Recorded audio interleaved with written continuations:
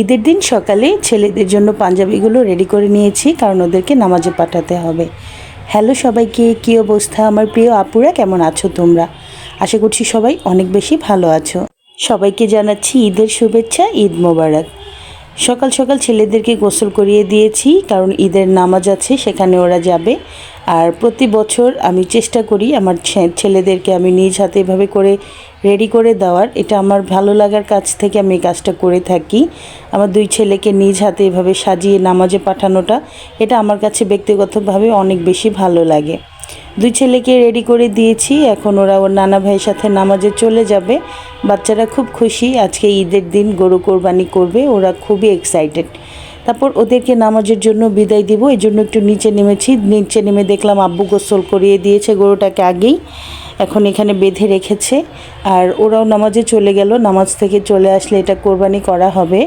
আসলে কোরবানির ঈদে প্রকৃত কোরবানি তো পশু জবাইয়ের মধ্য দিয়েই হয়, কিন্তু কেমন যেন মায়া কাজ করে পশুগুলোর জন্য এভাবে করে কোরবানি করতে, আসলে খুব কষ্ট হয়।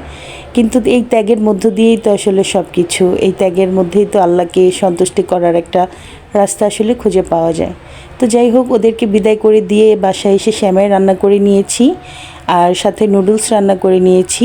বেশি কিছু আয়োজন করা হয়নি, কারণ কোরবানি ঈদে আসলে বাসায় খুব একটা গেস্ট আসে না, সবাই যার যার বাসায় একটু কাজে ব্যস্ত থাকে, তাই শুধু 2 রকমের আইটেম তৈরি করা হয়েছে। তারপর বাচ্চারা নামাজ থেকে চলে এসে কাপড় চোপড় চেঞ্জ করে নিয়েছে, এখন গরুটা জবাই দেওয়া হবে। কসাই চলে এসেছে আমাদের, যারা আমাদের গরুটা সুন্দর মতো কাটিং করবে। তো এখানে ওরা সব কিছু প্রসেসিং করে নিচ্ছে কোরবানি দেওয়ার জন্য। তারপর হুজুর আসলে উনি কোরবানি করে দিবে। এই সময়টা আসলে অন্যরকম লাগে, আমি তো কেমন যেন ইমোশনাল হয়ে পড়ি, আমার কান্না চলে আসে। আমি দেখতে পারি না এগুলো, পশু পাখি এভাবে করে চোখের সামনে জবাই করা হয়। আসলে এই বিষয়টা একটু অন্যরকম লাগে আমার কাছে, কেন যেন খুব খারাপ লাগে, আমি সহ্য করতে পারি না। তারপরেও কিছু তো করার নেই, কোরবানি তো করতে হবে আল্লাহর নামে। তারপর হুজুর চলে আসে এবং আমাদের কোরবানির পশুটি জবাই করে দিয়ে তারপর হুজুর চলে যায়, বাকি কাজগুলো কসাই ভাই করে নেয়। গরু জবাইয়ের পর কসাই ভাই সুন্দর মতো গরুটাকে কাট করে নিচ্ছে। কসাই পেতে আসলে অনেক বেশি বেগ পোহাতে হয়েছে, কসাই পাওয়া যাচ্ছিল না। আর আমরা প্রতি বছর এই কসাই ভাইকে দিয়েই গরু বানিয়ে থাকি, অনেক বেশি ডিফিকাল্ট হয়ে যায় ঈদের দিন কসাই পাওয়াটা আসলে।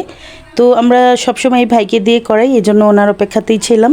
আর ওনার আস্তে আস্তে প্রায় দুপুর হয়ে গিয়েছিল। তো যাই হোক, ফাইনালি গরুটা বানানো শেষ এবং আমার ছোট 2 ভাই সুন্দর মতো এটা ভাগ বন্টন করে সবার মধ্যে বিতরণ করে দিয়েছে। আর পরে আম্মু বড় পাতিলে মাংসটা রান্না করতে শুরু করে দিয়েছে।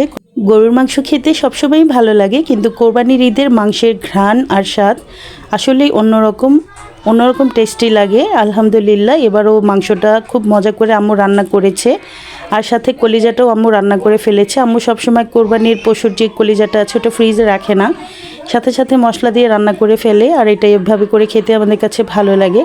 আর এইদিকে ভুঁড়িটাও আমরা পরিষ্কার করে নিয়ে রান্না করে নিয়েছি।